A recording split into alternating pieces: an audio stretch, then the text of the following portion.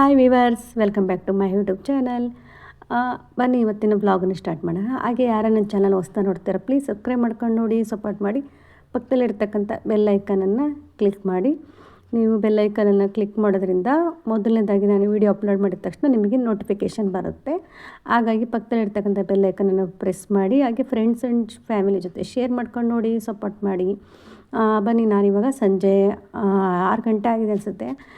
ನಾನಿವತ್ತು ಚಿಕನ್ನು ಬಿರಿಯಾನಿ ಮತ್ತು chilli chicken ಮಾಡೋಣ ಅಂತ ಅಂದ್ಕೊಂಡು ರೆಡಿ ಮಾಡ್ಕೊತಾ ಇದ್ದೀನಿ. ಇಲ್ಲ, ಆಲ್ರೆಡಿ ಒಂದು ಅರ್ಧ ರೆಡಿ ಮಾಡಿಕೊಂಡಿದ್ದೆ. ಇವಾಗ ಫಸ್ಟ್ ಎಲ್ಲ ಪಾತ್ರೆಗಳೆಲ್ಲ ಒಂದೇ ಸರಿ ಆಗಿಬಿಡುತ್ತೆ. ಹಾಗಾಗಿ ನಾನೇನು ಮಾಡ್ತೇನೆ ಅಂದರೆ ಕುಕ್ಕರ್ ವಿಷಲೆಲ್ಲ ಬಿಡೋ ಅಷ್ಟರೊಳಗಡೆ ಸ್ವಲ್ಪ ಪಾತ್ರೆಗಳೆಲ್ಲ ಕ್ಲೀನ್ ಮಾಡ್ಕೊಂಡ್ಬಿಡ್ತೀನಿ. ಏಕೆಂದರೆ ನಾನಿವತ್ತು ಇದು ಸಂಡೇ ಇರೋದ್ರಿಂದ ನಾನು ಅಷ್ಟು ನಾನ್ ವೆಜ್ ಎಲ್ಲ ಮಾಡೋದಿಲ್ಲ ಜಾಸ್ತಿ ಮನೆಯಲ್ಲಿ. 15 ದಿನಕ್ಕೆ ಒಂದು ಸರಿ ಮಾಡ್ತೀವಿ, ಇಲ್ಲಾಂದರೆ ತಿಂಗಳಿಗೆ 1 ಟೈಮ್ ಮಾಡ್ತೀವಿ. ಈ ಸರಿ ನಮ್ಮ ಅತ್ತೆ ತಿನ್ನೋಂಗಾಗಿದೆ ಅಂತ ಹೇಳ್ಬಿಟ್ಟು ತರಿಸಿದ್ರು ಮಾಡಿ ಅಂತಂದು ಹೇಳ್ಬಿಟ್ಟು, ಹಾಗಾಗಿ ಮಾಡ್ತಾಯಿದ್ದೆ. ಅಂದರೆ ನನಗೆ ಮಾಡೋ ಇದು ಇರಲಿಲ್ಲ, ಪೇಷನ್ಸ್ ಇರಲಿಲ್ಲ, ನನಗೆ ಹುಷಾರಿರಲಿಲ್ಲ. ಅವತ್ತು ಮಧ್ಯಾಹ್ನ ತಾನೇ ಹಾಸ್ಪಿಟ್ಲಿಗೆ ಹೋಗಿ ಬಂದು ಮಧ್ಯಾಹ್ನ ಮಾಡೋಕ್ಕೆ ಹೇಳಿದ್ರು. ನನಗೆ ಹಾಸ್ಪಿಟ್ಲಿಗೆ ಹೋಗಿರೋದ್ರಿಂದ ನನಗೆ ಮಧ್ಯಾಹ್ನ ಮಾಡೋಕ್ಕಾಗೋದಿಲ್ಲ, ಸಂಜೆ ಮಾಡ್ಕೊಡ್ತೀನಿ ಅಂತ ಹೇಳಿದೆ. ಸಂಜೆ ಅಂದರೆ ಒಂದು 3 ಗಂಟೆಗೆ 4 ಗಂಟೆಗೆ ಸ್ಟಾರ್ಟ್ ಮಾಡಿದೆ. 3 ಗಂಟೆಲ್ಲ 4 ಗಂಟೆ ಸ್ಟಾರ್ಟ್ ಮಾಡಿಕೊಂಡೆ. ಮಾಡೋದಕ್ಕೆ ಇಷ್ಟೊತ್ತು ಬೇಗ ಮಾಡಿಬಿಟ್ಟು ಸ್ವಲ್ಪ ಕುತ್ಕೊಂಡ್ಬಿಡೋಣ ಅಂತ ಹೇಳ್ಬಿಟ್ಟು ಹಾಗೆ ಇಲ್ಲಿ ಟೀ ಮಾಡ್ಕೊತಾ ಇದ್ದೀನಿ. ಟೀ ಅಂದರೆ ಒಂದು ಆಲ್ರೆಡಿ ಮುಗಿಸಿದ್ದೆ ಅಷ್ಟೂ. ಇನ್ನೇನು ಮೇಲೆ ಮಾತ್ರ ಸ್ವಲ್ಪ ಪುಡಿಗಳೆಲ್ಲ ಹಾಕೋದಿತ್ತು. ಅಷ್ಟರಲ್ಲಿ ಸ್ವಲ್ಪ ಟೀ ಕುಡ್ಕೊಂಬಿಟ್ಟು ಅಂತ ಹೇಳ್ಬಿಟ್ಟು ಶುಂಠಿ ಹಾಕ್ಬಿಟ್ಟು ಸ್ಟ್ರಾಂಗಾಗಿ ಟೀ ಮಾಡ್ತಾಯಿದ್ದೆ. ಆದರೆ ಬೇರೆ ಮಳೆ ಮೋಡ ಬೇರೆ ಆಗಿಬಿಟ್ಟಿತ್ತು. ಎಲ್ಲಿ ಕರೆಂಟ್ ಹೋಗುತ್ತಪ್ಪ ಅಂದ್ಕೊಂಡೆ. ಅಷ್ಟರಲ್ಲಿ ಏನು ಕರೆಂಟೆಲ್ಲ ಹೋಗಲಿಲ್ಲ. ಸ್ವಲ್ಪ ಹೊತ್ತು ಮೋಡ ಆಗಿತ್ತು, ಏನಂದ್ರೆ ಸ್ವಲ್ಪ ಮಳೆಯೆಲ್ಲ ಬರಲಿಲ್ಲ, ಬರೀ ಮೋಡ ಆಗಿತ್ತು. ಹಾಗಾಗಿ ಚಿಕನ್ ಮತ್ತು ಗ್ರೇವಿ ಮಾಡೋಣ ಅಂತ ಹೇಳ್ಬಿಟ್ಟು ಎಲ್ಲ ರೆಡಿ ಮಾಡ್ಕೊತಾ ಇದ್ದೆ. ನಮ್ಮ ಮಕ್ಕಳು ಆಗಲಿ ನಮ್ಮ ಯಜಮಾನ್ರಾಗಲಿ ಯಾರೂ ಅಷ್ಟು ಕೇಳೋದಿಲ್ಲ, ಬಾಯ್ಬಿಟ್ಟು ಕೇಳಿ ಮಾಡಿಕೊಡ್ರಿ ಅಂತ ಹೇಳೋದಿಲ್ಲ. ನಾನು ಏನಾದರೂ ಮಾಡಿದರೆ ತಿಂತಾರೆ ಅಷ್ಟೇ ಪಾಪ. ನಮ್ಮ ಚಿಕ್ಕವನಿಗೆ ಬಂದುಬಿಟ್ಟು ಅಷ್ಟೊಂದು ಸ್ವೀಟ್ ಇಷ್ಟ. ಸ್ವೀಟು ಮತ್ತು ಖಾರ ಎಲ್ಲೂ ನಾರ್ಮಲಾಗಿ ಅಷ್ಟೇ ಇಷ್ಟಪಡ್ತಾನೆ, ಅಷ್ಟೊಂದು ಇಷ್ಟಪಡಲ್ಲ. ನಮ್ಮ ದೊಡ್ಡವನಿಗೆ ಬಂದುಬಿಟ್ಟು ಸ್ವೀಟ್ ಅಂದ್ರೆ ತುಂಬ ಇಷ್ಟ. ಹಾಗಾಗಿ ಖಾರ ಎಲ್ಲ ಏನು ಕೇಳೋಕೆ ಹೋಗಲ್ಲ. ಅಂದರೆ ನಾನ್ ವೆಜ್ಜಲ್ಲಿ ಯಾರೂ ಅಷ್ಟು ಕೇಳಲ್ಲ ನಮ್ಮ ಮನೆಯಲ್ಲಿ. ಹಾಗೆ ಇಲ್ಲಿ ನೋಡ್ಬೋದು, ಮಧ್ಯಾಹ್ನ ಈ ಮಳೆ ಮೋಡಾಗಿದ್ದು ಸಿಕ್ಕಾಪಟ್ಟೆ ಸೆಕೆ ಇತ್ತು.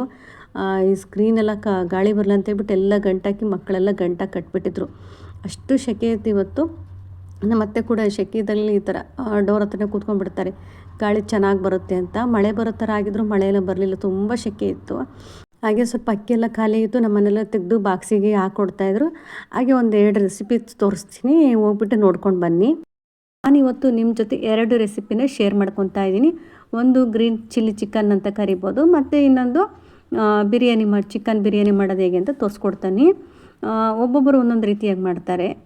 ನಾನು ಮಾಡೋದು ಯಾವ ರೀತಿ ಅಂತ ತೋರಿಸ್ಕೊಡ್ತಾನೆ. ಮೊದಲನೇದಾಗಿ ನಾನಿಲ್ಲಿ ಸ್ವಲ್ಪ ಬೆಳ್ಳುಳ್ಳಿ ತೊಗೊಂಡಿದ್ದೀನಿ. ಇದು ಬಂದುಬಿಟ್ಟು ಚಿಲ್ಲಿ ಚಿಕನ್ ಅಂತ ಮಾಡೋದಕ್ಕೆ. ಖಾರಕ್ಕೆ ಎಷ್ಟು ಬೇಕೋ ಅಷ್ಟು ಹಸಿಮೆಣ್ಸಿನ್ಕಾಯಿ ಸೇರಿಸ್ಕೊಬೇಕಾಗುತ್ತೆ. ಹಾಗೆ ಕೊತ್ತಂಬರಿ ಸೊಪ್ಪು, ಪುದೀನ ಸೊಪ್ಪು ಜಾಸ್ತಿ ಸೇರಿಸ್ಕೊಂಡಷ್ಟು ಕಲರ್ ಚೆನ್ನಾಗಿ ಬರುತ್ತೆ. ನಾನಿಲ್ಲಿ ಕೊತ್ತಂಬರಿ ಸೊಪ್ಪು, ಪುದೀನ, ಹಾಗೆ ಸ್ವಲ್ಪ ಶುಂಠಿ, ಕಾಳುಮೆಣಸು, ಸ್ವಲ್ಪ ಚಕ್ಕೆ, ಒಂದು 6 ಲವಂಗ, 1 ಏಲಕ್ಕಿ, ಹಾಗೆ ಸ್ವಲ್ಪ ಚಕ್ರ ಮೊಗ್ಗು ಇರುತ್ತಲ್ಲ, 1 ಎಲೆಯಷ್ಟು ಅಷ್ಟನ್ನು ಹಾಕ್ಕೊಂಡು ನೈಸಾಗಿ ಗ್ರೈಂಡ್ ಮಾಡಿ ಸಪ್ರೇಟಾಗಿ ಎತ್ತಿಟ್ಕೊಂಡಿನಿ. ಮತ್ತು ಇನ್ನೊಂದು ಸಾರಿ 1 ಟೊಮೆಟೊ ಹಣ್ಣು, ಹಾಗೆ 1 ಈರುಳ್ಳಿ, ದಪ್ಪ ಗೆಡ್ಡೆ ಈರುಳ್ಳಿ, ಹಾಗೆ ಒಂದು ಅರ್ಧ ಬೌಲಷ್ಟು ಕೊಬ್ಬರಿ ತುರಿನ ಸೇರಿಸ್ಕೊಂಡು ಇದಿಷ್ಟನ್ನು ಸಪ್ರೇಟಾಗಿ ರುಬ್ಬಿಟ್ಕೊತಾ ಇದ್ದೀನಿ. 2 ಸಪ್ರೇಟಾಗಿ ರುಬ್ಬಿಟ್ಕೊತಾ ಇದ್ದೀನಿ, ಒಟ್ಟಿಗೆ ರುಬ್ಕೊತಿಲ್ಲ.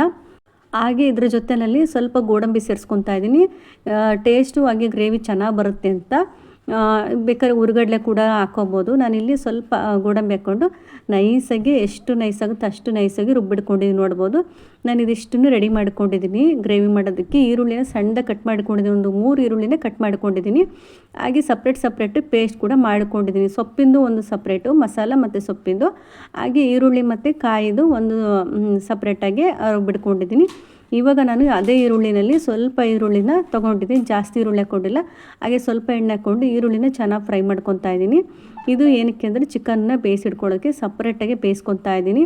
ಏಕೆಂದರೆ ಕೆಲವ್ರಿಗೆ ಮೆತ್ತು ಬೆಂದಿರಬೇಕು ಅಂತ ಕಾರಣಕ್ಕೋಸ್ಕರ ಕೆಲವ್ರು ಹಾಗೆ ಬಾಣಲೆಯಲ್ಲಿ ಮಾಡ್ತಾರೆ. ನಾನಿವಾಗ ಕುಕ್ಕರಲ್ಲಿ 1 ವಿಷಲ್ ಹಾಕ್ಸ್ಕೊತಾ ಇದ್ದೀನಿ. ಸ್ವಲ್ಪ ಉಪ್ಪು, ಒಂದು ಅರ್ಧ ಸ್ಪೂನಷ್ಟು ಅರಿಶಿನ ಪುಡಿ ಹಾಕ್ಬಿಟ್ಟು ಚೆನ್ನಾಗಿ ಮಿಕ್ಸ್ ಮಾಡ್ಕೊತಾ ಇದ್ದೀನಿ. ನೋಡಿ, ಕುಕ್ಕರಲ್ಲಿ ಬೇಗ 1-2 ವಿಷಲ್ ಹಾಕ್ಸ್ಕೊಂಡ್ರೆ ಗ್ರೇವಿ ಮಾಡೋದಕ್ಕೆ ತುಂಬ ಈಸಿ ಆಗುತ್ತೆ, ಟೈಮ್ ತೊಗೊಳ್ಳೋದಿಲ್ಲ. ಹಾಗೆ ಗ್ರೇವಿ ಚೆನ್ನಾಗಿ ತುಂಬ ಕುದಿ ಬಂದರೆ ಅಷ್ಟು ಟೇಸ್ಟ್ ಎಲ್ಲ ಹೊರಟೋಗ್ಬಿಡುತ್ತೆ. ಹಾಗಾಗಿ ಫಸ್ಟ್ ಒಂದೆರಡು ವಿಷಲ್ ಹಾಕ್ಸ್ಕೊಬೇಕಾಗುತ್ತೆ. ಒಂಚೂರು ಫ್ರೈ ಆದ ತಕ್ಷಣ ನಾವು ಪೇಸ್ಟ್ ಮಾಡಿಕೊಂಡಿದ್ದಲ್ವ ಕೊತ್ತಂಬರಿ ಸೊಪ್ಪು, ಚಕ್ಕೆ, ಲವಂಗ, ಮಸಾಲೆ ಅಲ್ವಾ, ಅದನ್ನು ನಾವು ಪುದೀನ ಸೊಪ್ಪೆಲ್ಲ ಮಿಕ್ಸ್ ಮಾಡ್ಕೊಂಡಿದ್ದೆಲ್ಲ ಚಿಲ್ಲಿ ಎಲ್ಲ ಹಾಕ್ಕೊಂಡು ಅದನ್ನು ಹಾಕ್ಕೊಂಡು ನೋಡಿ ಈ ರೀತಿಯಾಗಿ ಫ್ರೈ ಮಾಡ್ಕೊಬೇಕು. ಚೆನ್ನಾಗಾಗುತ್ತೆ, ಇದೊಂಥರ ಡಿಫ್ರೆಂಟಾಗಿರುತ್ತೆ. ಎಲ್ಲ ಒಟ್ಟಿಗೆ ಹಾಕಿ ಮಾಡೋದಕ್ಕಿಂತ ಈ ರೀತಿಯಾಗಿ ಮಾಡ್ಕೊಂಡು ನೋಡಿ ತುಂಬ ಚೆನ್ನಾಗಿ ಬರುತ್ತೆ. ಇದನ್ನು 1ರಿಂದ 2 ನಿಮಿಷ ಹಾಗೆ ಚೆನ್ನಾಗಿ ಫ್ರೈ ಮಾಡ್ಕೊಬೇಕು. ನೋಡಿ ಇದೆಲ್ಲ ಫ್ರೈ ಆದಮೇಲೆ ನಾನಿಲ್ಲಿ ಒಂದು ನೀರು ಲೋಟ ಇರ್ತಲ್ಲ, ಒಂದು ದೊಡ್ಡ ಲೋಟದಲ್ಲಿ ಅರ್ಧ ಲೋಟದಷ್ಟು ನೀರು ಸೇರಿಸ್ಕೊಂಡಿದ್ದೀನಿ, ಜಾಸ್ತಿ ಹಾಕ್ಕೊತಾ ಇಲ್ಲ. ನೋಡ್ಬೋದು ಇದಿಷ್ಟು ಅರ್ಧ ಲೋಟದಷ್ಟು ನೀರು ಹಾಕ್ಕೊಂಡು ನಾನು 1ರಿಂದ 2 ವಿಷಲ್ ಹಾಕ್ಸ್ಕೊತಾ ಇದ್ದೀನಿ. ಕಾರಣ ನಮ್ಮ ಮನೇಲಿ ನಮ್ಮ ಅತ್ತೆಗೆ ಮೆತ್ತಗೆ ಬೇಯಬೇಕು, ಹಾಗಾಗಿ ನಾನು ಸ್ವಲ್ಪ 1-2 ವಿಷಲ್ ಹಾಕ್ಸ್ಕೊತಾ ಇದ್ದೀನಿ. ನೀವು ಬೇಡ ಅನ್ನೋರು ಹಾಗೆ ಡೈರೆಕ್ಟಾಗಿ ಬಾಣಲೆಯಲ್ಲಿ ಚೆನ್ನಾಗಿ ಬೇಯಿಸ್ಕೊಳ್ಳಿ. ಅದಿಷ್ಟು ಬೇಯೋ ಅಷ್ಟರಲ್ಲಿ ನಾವು ಸಪ್ರೇಟಾಗಿ ಒಗ್ಗರಣೆ ಮಾಡ್ಕೊಳ್ಳೋಣ. ಒಂದು ಬಾಣಲೆ ತೊಗೊಂಡು ಉಳಿದಿರ್ತಕ್ಕಂಥ ಈರುಳ್ಳಿ ಮತ್ತು ಹಸಿದು ಪಲಾವ್ ಎಲೆ ಬರುತ್ತಲ್ವ, ಅದನ್ನು ಹಾಕ್ಕೊತಾ ಇದ್ದೀನಿ. ಇದನ್ನು ಹಾಕ್ಕೊಳ್ಳೋದ್ರಿಂದ ಏನಾಗುತ್ತೆ, ಹೋಟೆಲಲ್ಲಿ ಎಲ್ಲ ಎಷ್ಟು ಚೆನ್ನಾಗಿ ಒಂಥರ ಫ್ಲೇವರ್ ಬರುತ್ತೆ, ಸ್ಮೆಲ್ ಬರುತ್ತೆ, ಅದೇ ಥರ ಟೇಸ್ಟು ಮತ್ತು ಡಿಫ್ರೆಂಟಾಗಿ ಸ್ಮೆಲ್ ಇರುತ್ತೆ, ತುಂಬ ಚೆನ್ನಾಗಿರುತ್ತೆ. ಅದೆಲ್ಲ ಚೆನ್ನಾಗಿ ಫ್ರೈ ಆದಮೇಲೆ ನಾವು ರುಬ್ಬಿಟ್ಕೊಂಡಿದ್ದಲ್ವ ಈರುಳ್ಳಿ, ಟೊಮೆಟೊ ಹಣ್ಣು, ತೆಂಗಿನಕಾಯಿ, ಗೋಡಂಬಿ ರುಬ್ಬಿಟ್ಕೊಂಡಿದ್ವಲ್ಲ, ಇದನ್ನು ಸೇರಿಸ್ಕೊತಾ ಇದ್ದೀನಿ. ನೋಡ್ಬೋದು ಚೆನ್ನಾಗಿರುತ್ತೆ ಈ ಥರ ಮಾಡಿಕೊಂಡ್ರೆ. ಇದಿಷ್ಟನ್ನು ಹಾಕ್ಕೊಂಡು ಚೆನ್ನಾಗಿ ಫ್ರೈ ಮಾಡ್ಕೊಬೇಕು. ಸ್ವಲ್ಪ ಹಸಿ ವಾಸನೆ ಎಲ್ಲ ಹೋಗಬೇಕಲ್ವ, ಆ ರೀತಿಯಾಗಿ ಹಸಿ ವಾಸನೆ ಹೋಗೋ ತನಕ ಒಂದು 5ರಿಂದ 10 ನಿಮಿಷ ಚೆನ್ನಾಗಿ ಕುದಿಸ್ಕೊಬೇಕಾಗುತ್ತೆ. ಹಾಗೆ ಜಾರ್ ತೊಳೆದಿರ್ತಕ್ಕಂಥ ನೀರನ್ನು ಸ್ವಲ್ಪ ಹಾಕ್ಕೊಂಡು ಅದನ್ನು ಮತ್ತೆ ಚೆನ್ನಾಗಿ ಮಿಕ್ಸ್ ಮಾಡ್ಕೊಬೇಕು. ಇದು ಟಪ ಅಂತ ಸಿಡಿಯುತ್ತೆ, ಹಾಗಾಗಿ ಸ್ವಲ್ಪ ಮುಚ್ಚಿಬಿಟ್ಟು ಒಂದು 10ರಿಂದ 15 ನಿಮಿಷ ಚೆನ್ನಾಗಿ ಅದು ಹಸಿ ವಾಸನೆ ಎಲ್ಲ ಹೋಗಬೇಕು. ಹಾಗೆ ಚೆನ್ನಾಗಿ ಬೇಯಬೇಕು. ಅದು ಬೆಂದ್ಬಿಟ್ಟು ಸ್ವಲ್ಪ ಎಣ್ಣೆಲೆ ಬಿಡ್ಕೊಳ್ಳುತ್ತೆ, ಆ ಥರ ಚೆನ್ನಾಗಿ ಫ್ರೈ ಮಾಡ್ಕೊಬೇಕು. ಇಷ್ಟೆಲ್ಲ ಫ್ರೈ ಆದಮೇಲೆ 1 ಸ್ಪೂನಷ್ಟು ಧನಿಯಾ ಪೌಡರು, ಹಾಗೆ 1 ಸ್ಪೂನಷ್ಟು ಗರಂ ಮಸಾಲ, ಇದಿಷ್ಟನ್ನು ಸೇರಿಸ್ಕೊಂಡಿದ್ದೀನಿ. ನೋಡಿ ಇದಿಷ್ಟನ್ನು ಸೇರಿಸ್ಕೊಂಡು ಮತ್ತೆ ಚೆನ್ನಾಗಿ ಮಿಕ್ಸ್ ಮಾಡ್ಕೊತಾ ಇದ್ದೀನಿ. ಇದಿಷ್ಟನ್ನು ಚೆನ್ನಾಗಿ ಮಿಕ್ಸ್ ಮಾಡ್ಕೊಂಡ್ಮೇಲೆ ಮತ್ತೆ 1-2ರಿಂದ 3 ನಿಮಿಷ ಮುಚ್ಚಳನ ಮುಚ್ಚಿಬಿಟ್ಟು ಕುದಿಯೋಕೆ ಇಡೋಣ.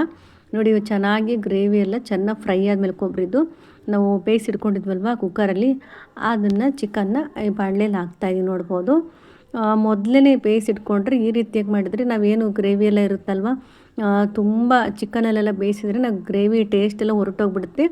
ಆಗ ಈ ರೀತಿಯಾಗಿ ಸಪ್ರೇಟಾಗಿ ಕುಕ್ಕರಲ್ಲಿ ಚಿಕನನ್ನು ಬೇಯಿಸ್ಕೊಂಡ್ಬಿಟ್ಟು ಗ್ರೇವಿನ ಸ್ವಲ್ಪ ಫ್ರೈ ಮಾಡಿಕೊಂಡು ಈ ರೀತಿಯಾಗಿ ಹಾಕಿದರೆ ಟೇಸ್ಟು ಚೆನ್ನಾಗಿರುತ್ತೆ. ಸ್ವಲ್ಪ ಕುದ್ದಿ ಎಲ್ಲ ಆಗಿರುತ್ತಲ್ಲ, ಆ ಥರ ಎಲ್ಲ ಆಗೋದಿಲ್ಲ, ಚೆನ್ನಾಗಿ ಟೇಸ್ಟ್ ಇರುತ್ತೆ. ಕೊನೆಯಲ್ಲೆಲ್ಲ ಸ್ವಲ್ಪ ಕಸೂರಿ ಮೆಥಿ ಹಾಕಿದ್ದೀನಿ, ಜಾಸ್ತಿ ಹಾಕ್ಬಾರ್ದು, ಸ್ವಲ್ಪ ಅದೇ ಸ್ಮೆಲ್ ಆಗಿಬಿಡುತ್ತೆ. ಸ್ವಲ್ಪ ಹಾಕ್ಬಿಟ್ಟು ಮೇಲ್ಗಡೆ ಸ್ವಲ್ಪ ಕೊತ್ತಂಬರಿ ಸೊಪ್ಪನ್ನು ಹಾಕ್ಕೊಂಡು ಮಿಕ್ಸ್ ಮಾಡ್ಕೊಂಡ್ರೆ ಒಳ್ಳೆ ಟೇಸ್ಟಿ ಇರೋಂಥ ಚಿಲ್ಲಿ ಚಿಕನ್ ರೆಡಿಯಾಗಿದೆ. ನೀವು ಗ್ರೀನ್ ಚಿಲ್ಲಿ ಚಿಕನ್ ಅಂತಲೂ ಕರಿಬೋದು. ಅದನ್ನು ಬೇಕಾದ್ರೆ ಗ್ರೀನ್ ಚಿಲ್ಲಿ ಚಿಕನ್ ಮಾಡೋದಕ್ಕೆ ಜಾಸ್ತಿ ಕೊತ್ತಂಬರಿ ಸೊಪ್ಪು ಮತ್ತು ಪುದೀನನೇ ಜಾಸ್ತಿ ಹಾಕಬೇಕು. ಹಸಿಮೆಣ್ಸಿನ್ಕಾಯಿನೆಲ್ಲ ಹಾಕ್ಕೊಂಡ್ರೆ ತುಂಬ ಚೆನ್ನಾಗಿ ಕಲರಾಗಿ ಗ್ರೀನ್ ಕಲರ್ ಬರುತ್ತೆ.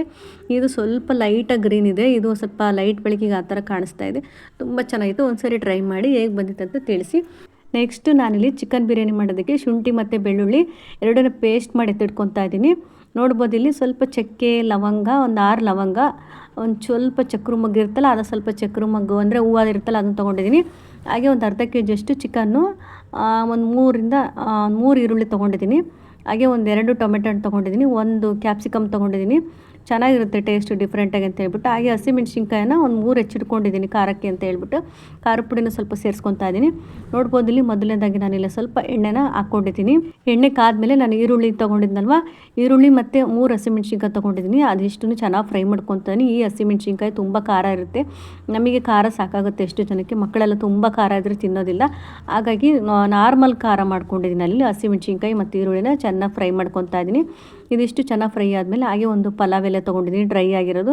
ಹಾಗೆ ನಾನೇನು ಮಸಾಲೆ ತೊಗೊಂಡಿದ್ನಲ್ವ ಅದನ್ನು ಸೇರಿಸ್ಕೊಂಡು ಮತ್ತು 1-2 ನಿಮಿಷ ನೀಟಾಗಿ ಫ್ರೈ ಮಾಡ್ಕೊತ. ನೀವು ಈರುಳ್ಳಿ ಎಲ್ಲ ಏನಿದೆ ಚೆನ್ನಾಗಿ ಸ್ವಲ್ಪ ಚೆನ್ನಾಗಿ ಫ್ರೈ ಆಗಬೇಕು, ಕಂದು ಬಣ್ಣದ ಥರ ಆಗಿದ್ರೆ ಸ್ವಲ್ಪ ಟೇಸ್ಟ್ ಬರುತ್ತೆ. ನೋಡ್ಬೋದು ಎಲ್ಲ ಸ್ವಲ್ಪ ಕೆಂಪು ಚೆನ್ನಾಗಿ ಫ್ರೈ ಆಗಿದೆ. ಇವಾಗ ನಾನು ಟೊಮೆಟೊ ಸೇರಿಸ್ಕೊತಾ ಇದ್ದೀನಿ. ಈ ಟೊಮೆಟೊ ಈರುಳ್ಳಿ ಎಲ್ಲ ಒಟ್ಟಿಗೆ ಹಾಕ್ಕೊಂಡ್ರೆ ಈರುಳ್ಳಿ ಚೆನ್ನಾಗಿ ಫ್ರೈ ಆಗೋದಿಲ್ಲ, ಹಸಿ ಆಗಿರುತ್ತೆ. ಇವಾಗ ಈರುಳ್ಳಿ ಚೆನ್ನಾಗಿ ಫ್ರೈ ಆದಮೇಲೆ ಟೊಮೆಟೊ ಹಾಕ್ಕೊಂಡು ಅದ್ರ ಜೊತೆಯಲ್ಲಿ ಸ್ವಲ್ಪ ಉಪ್ಪನ್ನು ಸೇರಿಸ್ಕೊಬೇಕು. ಉಪ್ಪು ಹಾಕ್ಕೊಂಡ್ರೆ ಬೇಗ ಟೊಮೆಟೊ ಹಣ್ಣು ನೀಟಾಗಿ ಸ್ಮ್ಯಾಶ್ ಆಗಂಗೆ ಬೇಯ್ದೋಗುತ್ತೆ, ಹಾಗಾದರೆ ಚೆನ್ನಾಗಾಗುತ್ತೆ ಪಲಾವು. ನೋಡ್ಬೋದು ನಾನಿಲ್ಲಿ ಸ್ವಲ್ಪ ಹೊತ್ತು ಪ್ಲೇಟನ್ನು ಮುಚ್ಚಿಟ್ಟಿದ್ದೀನಿ, ಬೇಗ ಫ್ರೈ ಆಗುತ್ತೆ ಅಂತ ಹೇಳಿಬಿಟ್ಟು. ನೀವು ಬೇಕಾದ್ರೆ ಟೊಮೆಟೊನ ಪೇಸ್ಟ್ ಮಾಡಿ ಕೂಡ ಹಾಕೊಬೋದು, ಚೆನ್ನಾಗಿರ್ತದೆ ಒಂಥರ ಗ್ರೇವಿ ಥರ. ನಾನಿಲ್ಲಿ ಟೊಮೆಟೊ ಹಣ್ಣನ್ನು ಹಾಕ್ಕೊಂಡಿದ್ದೀನಿ. ಹಾಗೆ ನೀವು ಮೊಸರು ಕೂಡ ಸೇರಿಸ್ಕೊಬೋದು. ನಾನಿಲ್ಲಿ ಮೊಸರೆಲ್ಲ ಹಾಕ್ಕೊತಿಲ್ಲ, ಟೊಮೆಟೊ ಹಣ್ಣು ಹಾಕ್ಕೊಂಡು ಮಾಡ್ಕೊತಾ ಇದ್ದೀನಿ.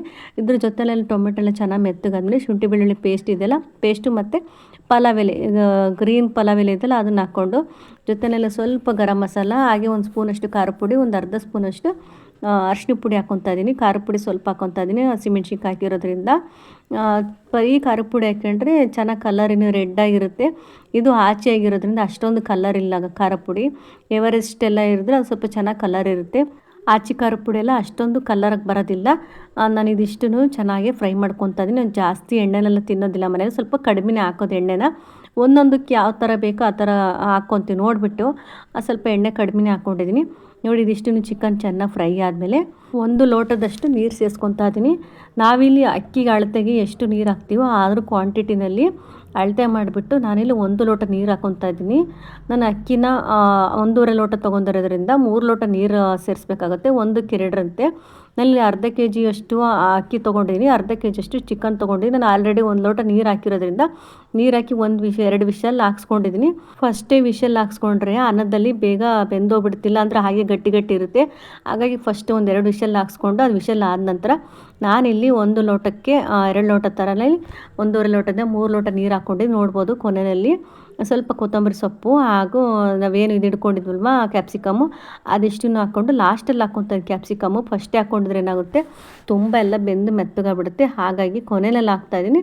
ಆವಾಗಲೇ ಸ್ವಲ್ಪ ಚಿಕನ್ ಬೇಯೋದಕ್ಕೆ ಉಪ್ಪು ಹಾಕ್ಕೊಂಡಿದ್ವಲ್ವ, ಮತ್ತಿನ್ನೂ ಸ್ವಲ್ಪ ರುಚಿಗೆ ಎಷ್ಟು ಬೇಕಷ್ಟು ನೋಡಿಬಿಟ್ಟು ಉಪ್ಪು ಹಾಕ್ಕೊಂಡು, ಇದು ಸ್ವಲ್ಪ ಚೆನ್ನಾಗಿ ಒಂದು ಅರ್ಧ ನೀರೆಲ್ಲ ಡ್ರೈ ಆಗಬೇಕು. ಆವಾಗ ಲಿಟ್ಟನ್ನು ಕ್ಲೋಸ್ ಮಾಡಿದರೆ 1 ವಿಷಲ್ ಹಾಕ್ಸ್ಕೊಂಡ್ರೆ ರೆಡಿ ಆಗುತ್ತೆ. ಚಿಕನ್ ಮೊದಲೇ ಬೇಯಿಸಿ ಅನ್ನದಲ್ಲಿ ಹಾಕ್ಕೊಂಡ್ರೆ ಬೇಗ ಕ್ವಿಕ್ಕಾಗಿ ರೆಡಿ ಆಗುತ್ತೆ, ಅದು ಚೆನ್ನಾಗಿ ಕೂಡ ಬೆಂದಿರುತ್ತೆ. ಒಟ್ಟಿಗೆ ಅಕ್ಕಿ ಮತ್ತು ಜೊತೆಯಲ್ಲಿ ಚಿಕನ್ ಹಾಕಿದರೆ ಅಷ್ಟು ಬೆಂದಿರಲ್ಲ, ತಿನ್ನೋದಕ್ಕೂ ಸರಿ ಹೋಗಲ್ಲ, ಅಷ್ಟು ಟೇಸ್ಟು ಚೆನ್ನಾಗಿ ಬರೋದಿಲ್ಲ. ನೋಡ್ಬೋದು ಕ್ವಿಕ್ಕಾಗಿ ಬೇಗನೆ ರೆಡಿ ಆಗೋಯ್ತು. ಚಿಲ್ಲಿ ಚಿಕನ್ ಜೊತೆ ಚಿಕನ್ ಬಿರಿಯಾನಿ ತುಂಬ ಚೆನ್ನಾಗಿ ಕಾಂಬಿನೇಷನ್ ಆಗಿತ್ತು. ಚೆನ್ನಾಗಿ ಕೂಡ ಸೂಪರ್ ಟೇಸ್ಟ್ ಬಂದಿತ್ತು. ಆಗಿದ್ರ ಜೊತೆ ಮೊಸರು ಬಜ್ಜಿ ಮಾಡಿಕೊಂಡ್ರೆ ತುಂಬಾ ಟೇಸ್ಟ್ ಕೂಡ ಇರುತ್ತೆ, ಅಷ್ಟೇ ಚೆನ್ನಾಗಿ ಬಂದಿತ್ತು. ಗ್ರೀನ್ ಪುದೀನ ಕೊತ್ತಂಬರಿ ಚಿಕನ್, ಚಿಲ್ಲಿ ಚಿಕನ್ ಅಂತಲೇ ಹೇಳ್ಬೋದು, ಏನಾದರೂ ಒಂದು ಕರಿಬೋದು, ಅಷ್ಟು ಚೆನ್ನಾಗಿತ್ತು ಟೇಸ್ಟು. ಏಕೆಂದರೆ ಖಾರ ಪುಡಿ ಹಸಿಮೆಣ್ಸಿನ್ಕಾಯಿ ಎರಡೂ ಹಾಕಿರೋದ್ರಿಂದ ನಾನು ಯಾವ ಚಿಕನ್ ಅಂತ ಕರಿಬೇಕು ಅನ್ನೋದು ಗೊತ್ತಾಗಲ್ಲ. ಒಟ್ಟಿನಲ್ಲಿ ಗ್ರೀನ್ ಆಗಿತ್ತು, ಗ್ರೀನ್ ಚಿಲ್ಲಿ ಚಿಕನ್ ಅಂತಲೇ ಹೇಳ್ತೀನಿ. ಈ ಥರ ಚಿಕನ್ ಗ್ರೇವಿ ಜೊತೆ ಚಿಕನ್ ಬಿರಿಯಾನಿ ಮಾಡಿಕೊಡಿ, ಮಕ್ಕಳಿಂದ ಹಿಡಿದು ದೊಡ್ಡವ್ರವರೆಗೂ ತುಂಬ ಇಷ್ಟಪಡ್ಕೊಂಡು ತಿಂತಾರೆ, ಅಷ್ಟು ಟೇಸ್ಟಾಗಿರುತ್ತೆ. ನಾವಿವಾಗ ಚಿಕನ್ ಬಿರಿಯಾನಿ ಮತ್ತು ಗ್ರೇವಿ ಜೊತೆ ಚೆನ್ನಾಗಿ ಬ್ಯಾಟಿಂಗ್ ಮಾಡ್ಕೊಂಡು ಬಂದ್ವಿ. ಸೂಪರಾಗಿತ್ತು. ನಮ್ಮ ಮಕ್ಕಳಂತೂ ಈ ಸಾಂಬಾರೆಲ್ಲ ಮಾಡ್ತಾರಲ್ವ ಆ ಥರದ್ದೆಲ್ಲ ಇಷ್ಟಪಟ್ಟು ತಿನ್ನಲ್ಲ, ಈ ಗ್ರೇವಿನೆಲ್ಲ ಮಾಡಿದರೆ ತುಂಬ ಚೆನ್ನಾಗಿ ಇಷ್ಟಪಟ್ಕೊಂಡು ತಿಂತಾರೆ. ಬಿರಿಯಾನಿನೂ ಅಷ್ಟೇ, ಚಿಕ್ಕವನಿಗೆ ಬಿರಿಯಾನಿ ಎಲ್ಲ ಇಷ್ಟ ಆಗಲ್ಲ. ನನಗೇನು ಅನ್ನ ಜೊತೆಗೆ ಸ್ವಲ್ಪ ಸಾಂಬಾರೆಲ್ಲ ಹಾಕ್ಬಿಟ್ರೆ ಸಾಕಾಗುತ್ತೆ. ಅವನಿಗೆ ಚಿಕನ್ ಪೀಸ್ಗಳಲ್ಲಿ ಏನೂ ತಿನ್ನೋದಿಲ್ಲ ಚಿಕ್ಕವನು, ಹೊಟ್ಟೆ ತುಂಬ ಅನ್ನ ಊಟ ಮಾಡಿಬಿಡ್ತಾನೆ. ಈ ದೊಡ್ಡವನೇನೆಂದರೆ ಸುಮ್ಮನೆ ಹಾಕ್ಸ್ಕೊತಾನೆ, ಎಲ್ಲ ಹಾಗೆ ಬಿಟ್ಬಿಡ್ತಾನೆ.